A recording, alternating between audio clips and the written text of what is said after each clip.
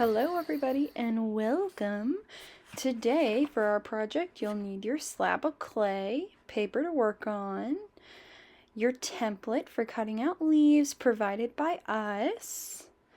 You will need just a little bit of water, not a lot, and your pool noodle wrapped in paper. It might not look the cutest and have some wrinkles, that's totally fine, it'll still work. Should be provided by us. A pair of scissors, not provided by us, but you'll definitely want them. And then we'll have a skewer for you. Got a pointy end and one blunt end. We're good to go.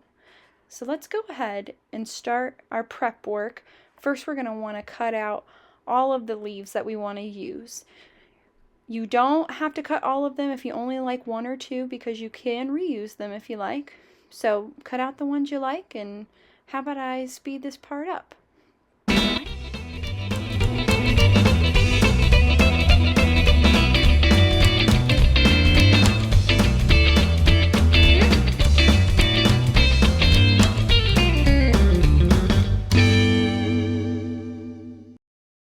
Okay, fabulous. So we've got the leaves cut out. I went ahead and did all of mine.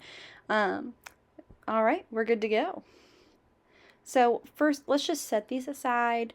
We don't need them right this second. We need to work on our clay first and foremost. Oh, here, I'll pull it up so you can see what I'm doing here. Okay. So one thing I forgot to mention is you need a smooth object. Could be a glass, something that will roll. If you have a rolling pin, any of that works. It doesn't have to be anything super special. Heck, I've got my little tumbler here. This would work. Just a common household object that you can use to help roll out clay. Whatever will do it for you. We never ask for anything super wildly special that you have to use.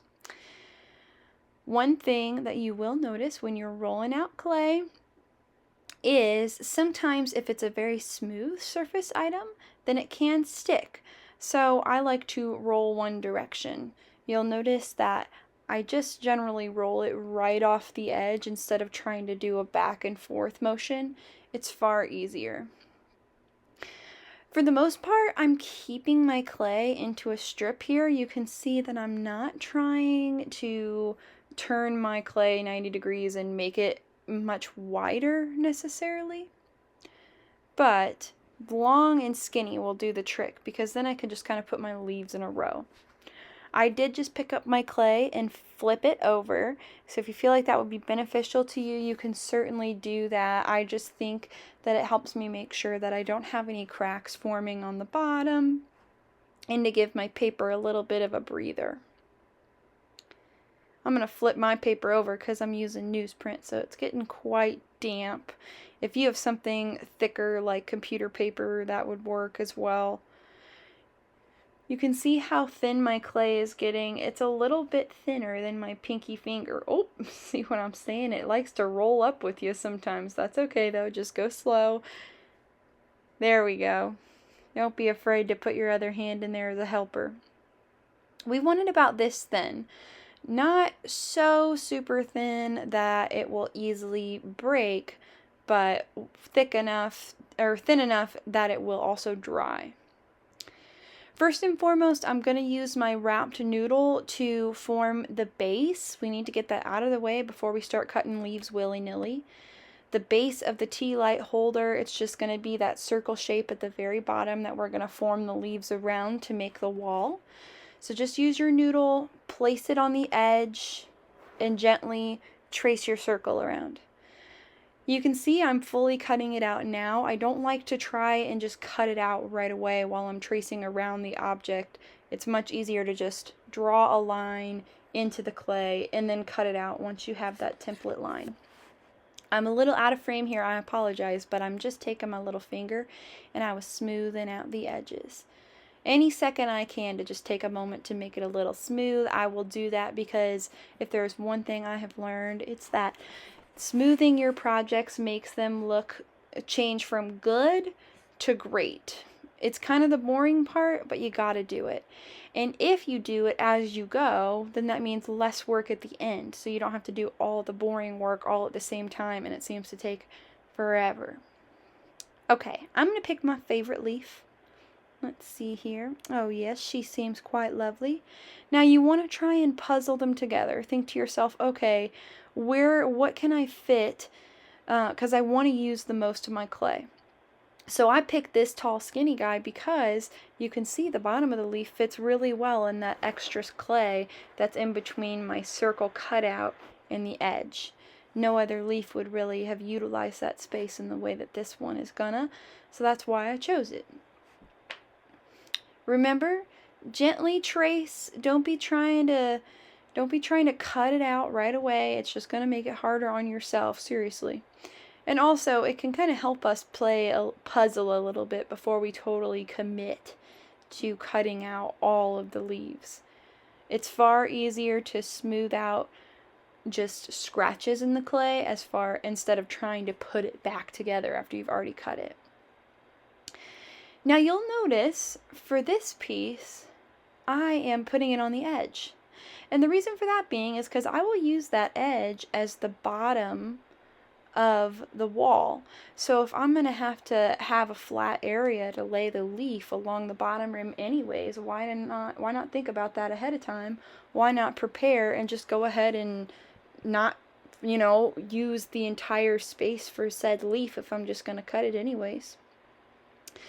The other thing you might have noticed about that smooth leaf is it did have a bit of a jagged edge, but I cut the edge smooth. Whenever I was cutting it, I didn't necessarily stress about getting all those little points or teeth of the leaf cut out, and that's because it'll just be easier for me anyways at the end to kind of put that pattern in myself with my stick once I've got it all together. If you already cut it, fabulous. Either way, you're going to get that texture in there. However you get the texture, that's the important part because that's what makes it look nice and organic and leafy and fall-like. So just keep tracing your leaves. Make sure you fit as many as you can on there. Not being afraid to let some of them fall off the edge. Not all of them. We want a whole leaf here and there. But a lot of our leaves are going to fall off the bottom edge, so to speak. If you're having trouble understanding exactly what I mean by that, you'll definitely see once we start putting it together. Okay. I'm getting myself a good variety. Some of you guys might be using the same leaf, and you know what? If you are using the same leaf over and over again, it might actually be a little easier on you because it's much easier to puzzle piece together shapes that are all the same shape and size as opposed to just a bunch of different willy-nilly shapes.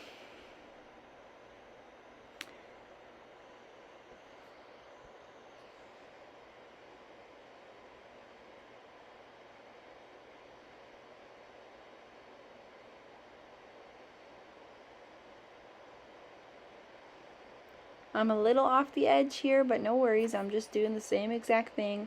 I'm gently tracing my leaf so that I can cut it out once I'm happy with all of the spacing.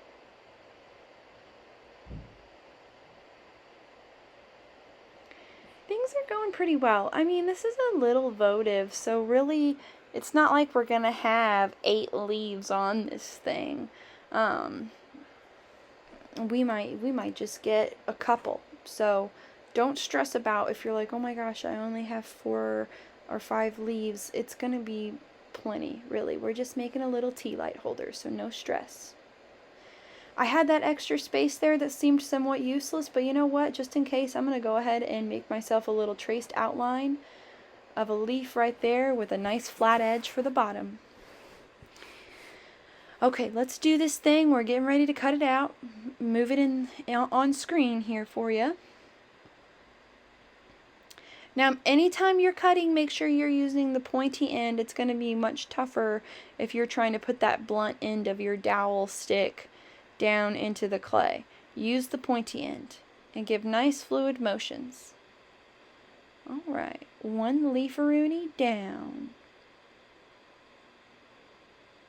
I'm going to get that out of my way. Think smarter, not harder. Just clean up your space as you go. Make room for your leaves.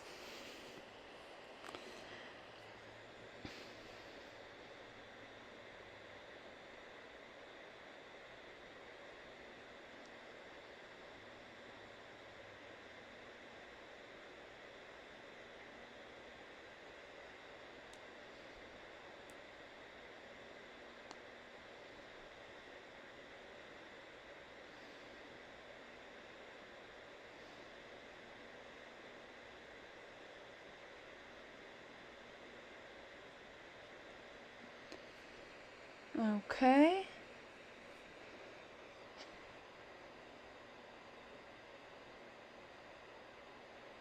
Fantastic. So I've got a flat edge there. I'm facing all my flat edges down towards me. So when I'm looking at it, I can clearly see the bottom of my leaf, so to speak, and the top of my leaf. It's just easier for me to organize them that way. It's not something you have to do, but it is what I am doing. It keeps me on track.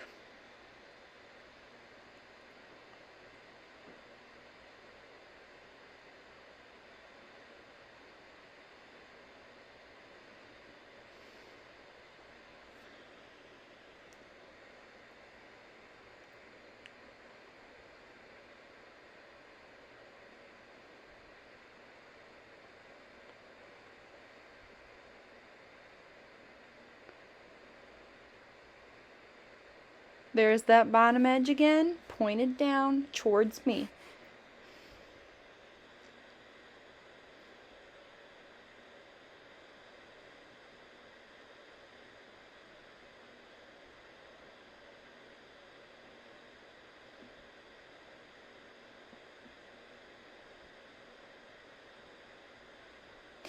Remember, leaves are organic things, so when you're cutting them out, you don't have to stress about them being too perfect. You have a template to be just that, a template. It's not some kind of cold cut, this is how you got to do it. It's something to just kind of give you a base to follow along with. If you make a mistake, don't stress. It's just like all leaves look different. That's the glory about doing something like this, a project like this with organic subject matter, is it's really hard to make it look messed up, so to speak. There we go. Once again, flat edge down towards me. Okay. I'm pretty content. I've got all my little leafies cut out. I'm just putting my clay, my excess clay to the side. I'm not really going to need it, most likely. I'm getting a clean sheet of paper because, as you can see, I'm pretty soaked over here, and I want a nice space to work from and have my clay still all sitting together. Start with your base. Double checker. Okay, she's looking pretty good. We're going to want to work off of our tube here a little bit. It's going to be kind of strange at first because we won't have the walls completely surrounding it, but we need it there as a guide as best we can. First and foremost, if you've done our classes before, we're going to do the leaf edge.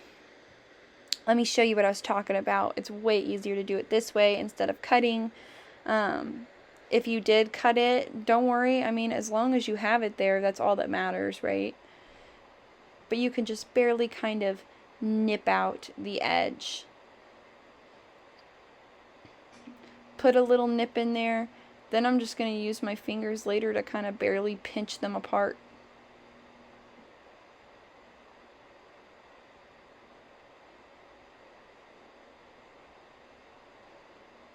I'm using the blunt end because the blunt end, since it's not so skinny, it forces the clay to separate a little bit more of a dramatic cut.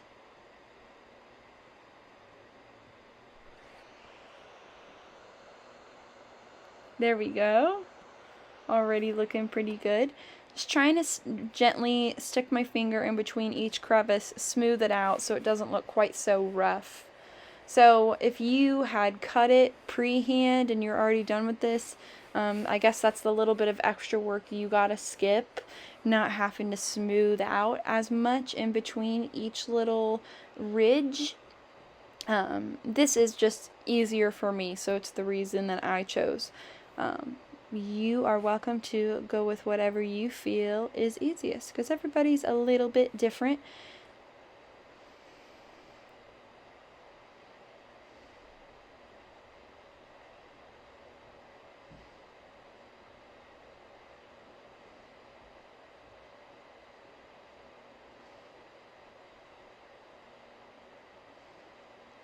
You can also kind of sauce up your edge if you happen to cut it and you're like, ugh, I didn't get as much drama as I would have liked.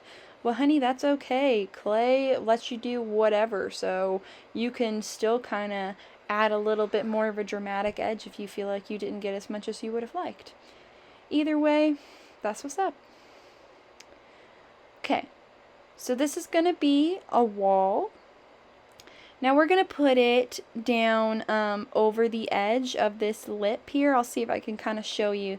I am putting the leaf over top of the base, just like that. I'm not standing it on the base.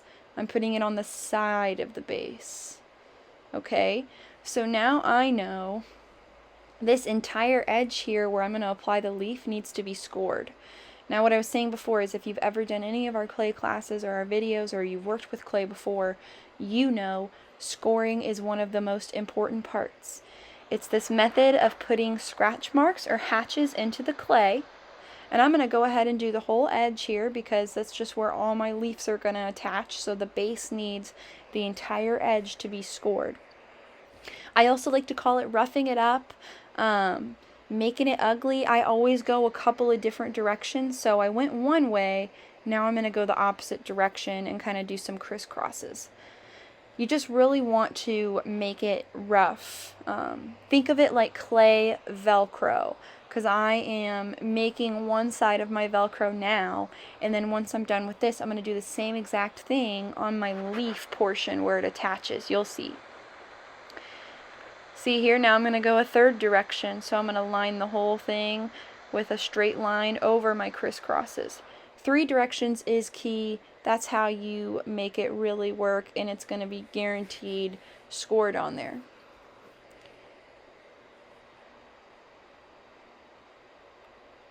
As I mentioned, I compare it to clay Velcro, so clearly the bottom line of my leaf here is going to be where it attaches to that scored area. I have to score this as well, otherwise it will not work. Guys, this is so super important.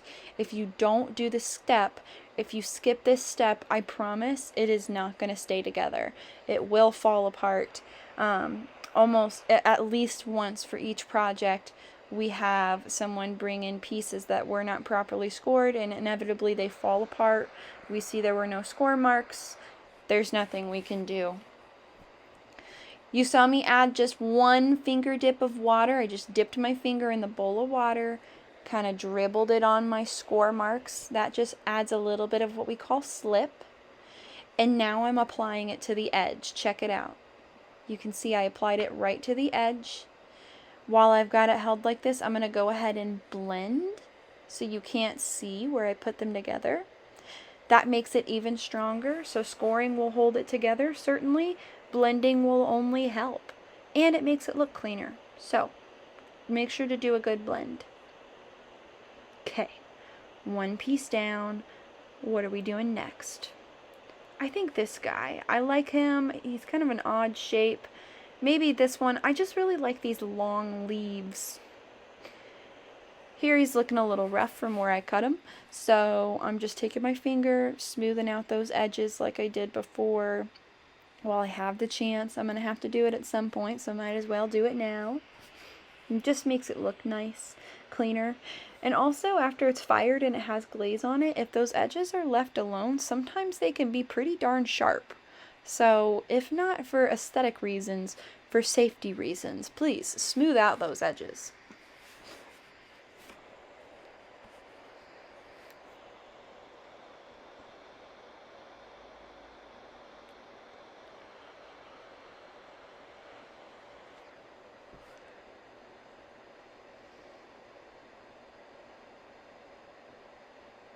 Okay, I'm going long ways. That's why I think that this leaf is so beneficial.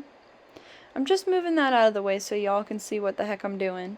It's important that you see here down by my thumbs, that leaf is definitely going to overlap the other one. I flipped it around, but same deal. You want them to overlap a little bit. If they don't overlap, it won't be strong enough. Okay. You can clearly see the bottom edges of my leaf are touching that bottom rim that I scored previously. And also, it overlapped onto my first leaf.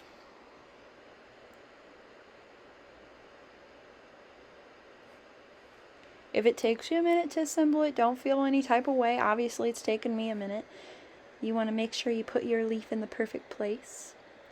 Where it overlaps, gently, and I say gently, draw a little line with the sharp end of your tool so that you have a template to see. You'll know why it's important, because check it out. There you can barely see, I've got my little sketch mark to show me, hey, this is where the leaf is falling over, and this is where I need to have score marks. Because like I said before, scoring is important. You always want to score where the clay is going to be touching and attaching to one another. It'll make for a stronger tea light holder. That's my bottom rim where it's going to be touching the bottom rim that I scored at the beginning. So make sure I'm going to score the edges of those leaves. Yours might be a little different because clearly you could be working with different shaped leaves. You could be working with a different number of leaves. As long as you follow this general protocol of scoring the rim of the base, making sure every time a leaf overlaps, you kind of trace where it overlaps so you know where to score. Those are the golden rules of this project. Always score, always add and overlap your leaves. If you do that, it's going to work out great.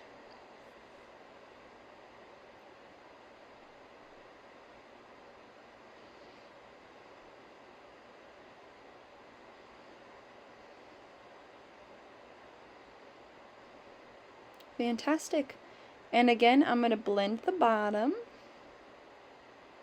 I'm not going to blend the leaves where they overlap like I'm blending the bottom, because I want for them to look like separate pieces. So in that case, I'm just going to leave them. I'm just going to kind of push them together where I had scored them. That's the other thing too, you guys. Anytime you're scoring and adding pieces together, you do have to apply a little bit of pressure, like you're sticking it on there good. So it looks like I have room for one more good leaf. Check it out. I mean, it fits perfectly. I like it. I'm into it. And it overlaps really nicely on both of my leaves, so that's important. I know it'll stay put once I get it scored. I do, however, want for this first leaf I put down to be on top. I like that much better. Yeah, I like that's cute, because I wanted to see the tip of that leaf. Okay. Make sure you trace it. This one's a little bit tricky because since I pulled that first leaf in front, now this leaf I'm putting on is going to be kind of like an over-under deal. I need to make sure I pay attention to my leaf and what side I'm scoring on when I pick it up. I know for sure I've got to score on top of this stem here. Make sure to get a couple different directions. This is a toughie because I also got to get in and underneath that leaf, don't I? Gently, if you do something like that, I was able to peel it up, but you see I didn't like yank it straight up or bend it too much. I just gently peeled the tip up. I'm going to leave it slightly peeled up so it's just ready for me to slide my leaf right underneath.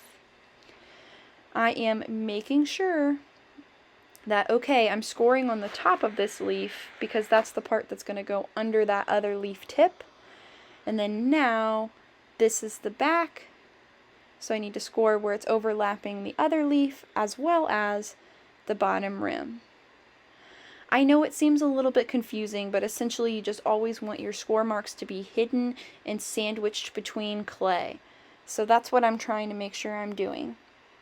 And that's why I all of a sudden have score marks on the front of this leaf, because I'm going to slide that side right underneath of that tip, just like that.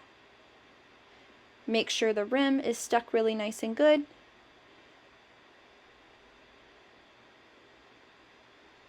And then my score marks are matched up on the other side.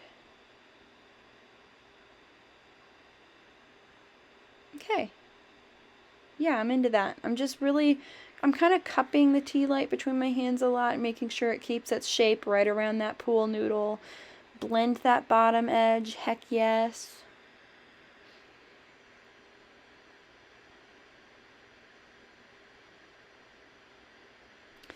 Okay, so you can see that I've got some score marks visible. There's spots of the base rim that are visible. On the leaf where I had scored but not quite covered at all, that's a little visible.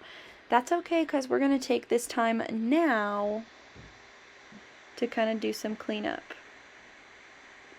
See there, that got all clogged. I wanted that for the shape of my leaf. I liked that, so I just kind of scooped it out with my stick. Utilize your dowel stick. It is your tool for cutting. It is your tool for, scraping, whatever you need to do. I'm gently running it along the bottom rim to smooth out those score marks that were existing, because clearly I'm not covering that part up. I don't want it to look all rough. I mean, I feel pretty content.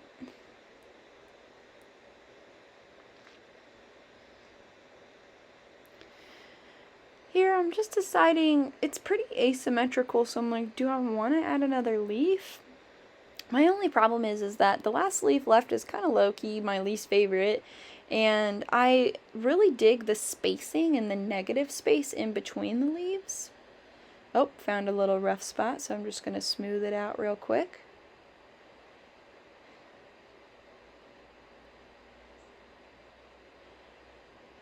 And then there's what I was talking about, that small rough scored area that I didn't quite cover up with my last leaf. Just smooth it out gently with your dowel stick. I'm using the blunt end anytime I'm smoothing, because if you use that pointy, sharp end, inevitably it's just going to put more scratches in your clay and be kind of a pain.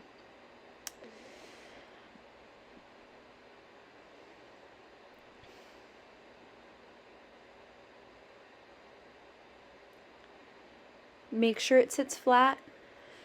When you have an opportunity, make sure you also use your dowel and put names or initials in the bottom. We're going to get a lot of these projects back, so we got to know who in the heck it belongs to.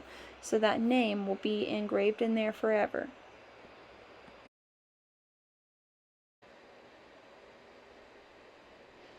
Okay, like I said, what takes a good project from good to great is taking the opportunity you have to smooth things out. Use your fingers, run them along the edges, make sure you got smooth, flat areas. And to add a slight bit of detail, use the blunt end of your stick, and we can add some little leaf veins. Very easy. Always start with the middle. I like the blunt end because it puts more of an indent as opposed to a scratch. If you start in the middle and then just make a small line out to each arm, so to speak, of the leaf, then it'll look most natural.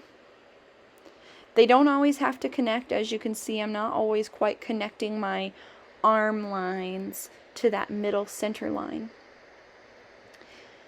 And for this leaf without arms, so to speak, I'm just going to kind of go with my gut, add a few parallel lines in there, do what you feel is best. The good news is if you hate it, you can always smooth out those lines with your fingers. Try again. When you're ready, you can gently twist that noodle out of there. If you're having difficulty, the paper being in there, just kind of cut the tape and pull the noodle, but leave the paper. That's why that's really helpful. It prevents it from sticking and makes for an easy removal. You can see I've got some score marks that are visible on the back of my leaf, so I just smooth those out. When the noodle is removed, you might see some imperfections that you are not content with from the inside. It is up to you if you fix those, because after all, it is the inside of your tea light. I kind of get a little bit finicky about these things, so often I'll be kind of smoothing things out and fixing them. Totally your choice.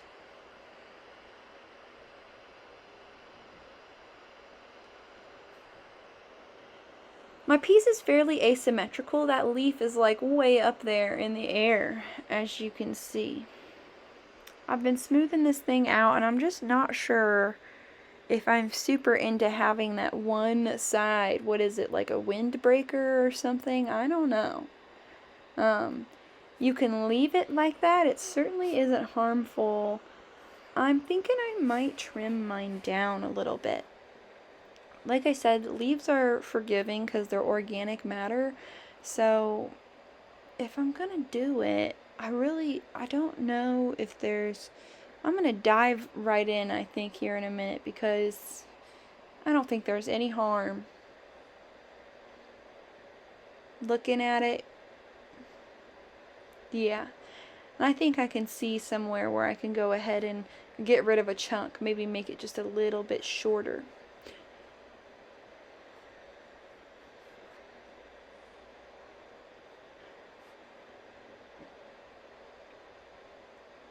I'll show you what I'm doing here in just a minute, so hang tight. But I'm using my stick to cut the sharp end.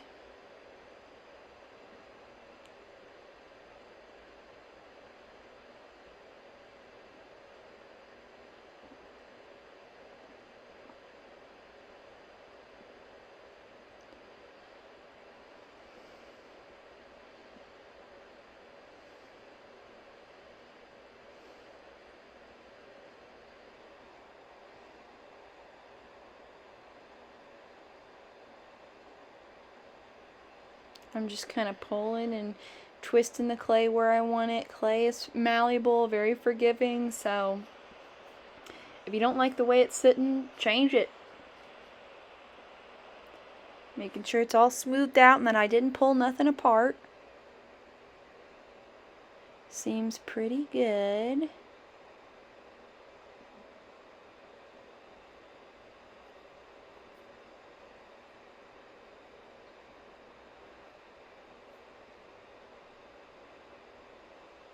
Check it out.